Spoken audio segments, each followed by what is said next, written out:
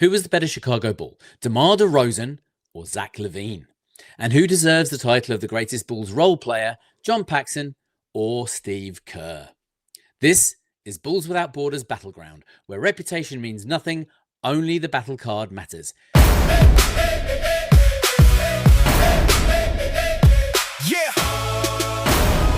Every player is judged using the exact same BWB Battle Card. 7 categories, 1 battle score, 1 winner.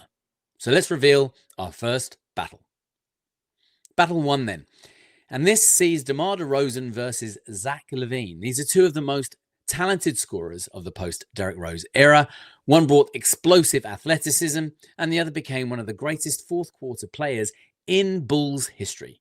Let's see how the battle card scores them. So we've got category 1 then, and that's scoring. DeMar gets a 92, and Zach gets a very close 91. Almost impossible to separate. Zach may have been the more explosive scorer, but DeMar's consistency, footwork, and mid-range mastery give him the narrow edge.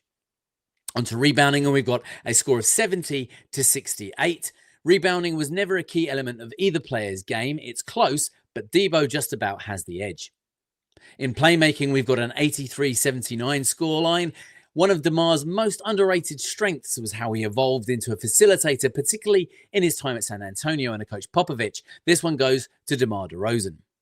Onto defense then, and we've got a 72-67 scoreline. Neither player built his reputation on defense. In fact, criticized heavily on both, but DeMar's consistency gives him the advantage with this one.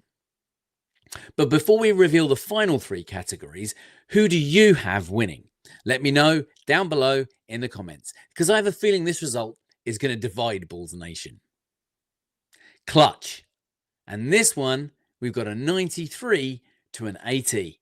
This one was probably the easiest category of the entire battle card for this matchup. Few players in franchise history owned the fourth quarter, quite like DeMar DeRozan did. And after the New Year's Heave and New Year's Day back-to-back clutch buzzer beaters, it could only go one way.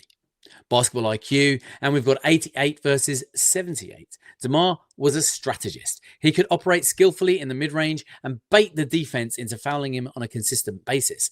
Zach, on the other hand, was renowned for often making poor decisions, losing focus, and making the wrong choices. Career achievements, and we've got an 87 versus a 75. Neither player has yet to win a chip, but both players have made a serious impact on the NBA. All-star selections, all-NBA nods, all-time record holders, slam dunk winners. DeMar just gained the title, that little bit more recognition, and therefore this one goes to DeRozan over Zach LaVine.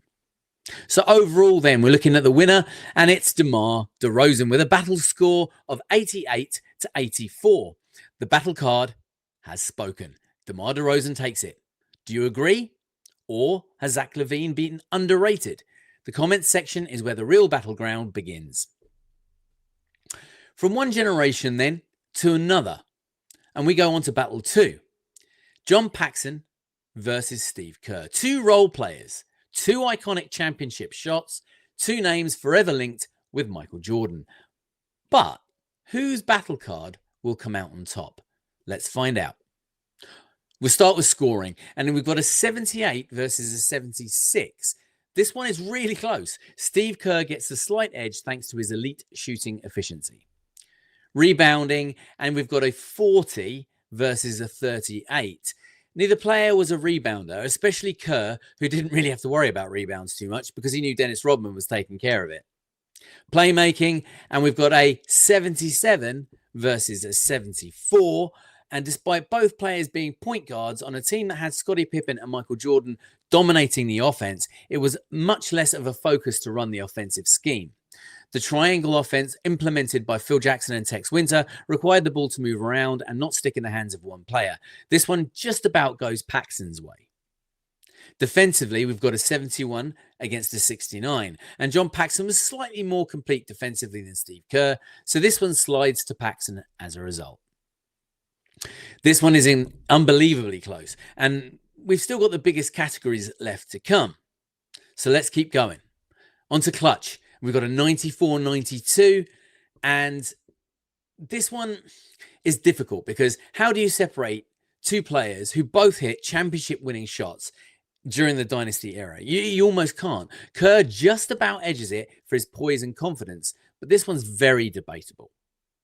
Basketball IQ goes 94-92, and we're seeing a trend here as all of them are so incredibly close. Kerr has shown his level of basketball IQ more so in his post-player years, firstly as a commentator, but mostly as a championship caliber head coach of the Warriors. But back in their playing days, this was less obvious. Another close one, but Kerr just about steals it. Career achievements, and it's a 97 against a 93. John Paxson won 3 championships with the Chicago Bulls, and so did Steve Kerr.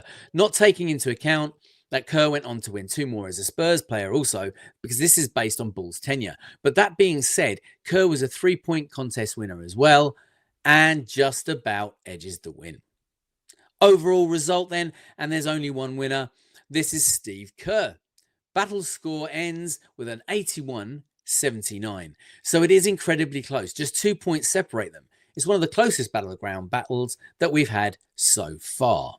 So, did the battle card get it right? Were DeMar DeRozan and Steve Kerr the correct winners? Or would your battle card look completely different?